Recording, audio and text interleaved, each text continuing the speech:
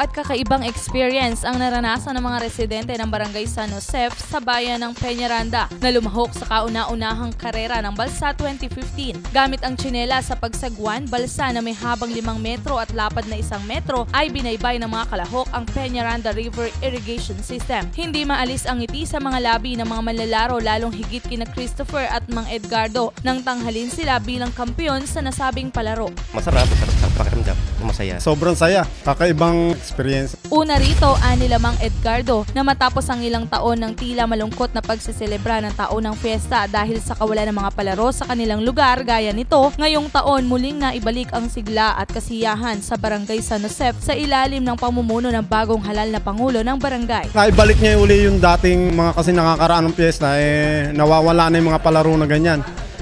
Nung siya maging Pangulo, nabalik uli.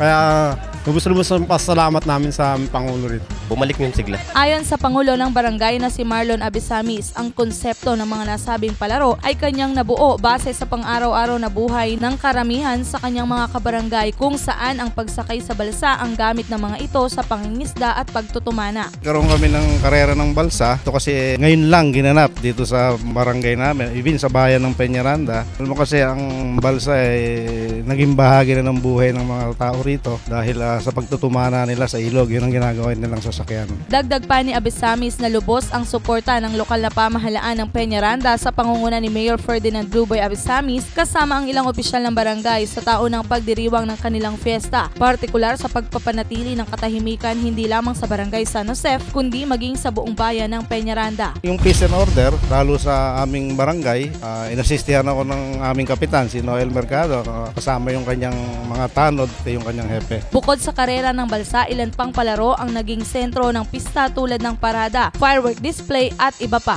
Para sa Balitang Unang Sigaw, ako po si Mary Joy Perez.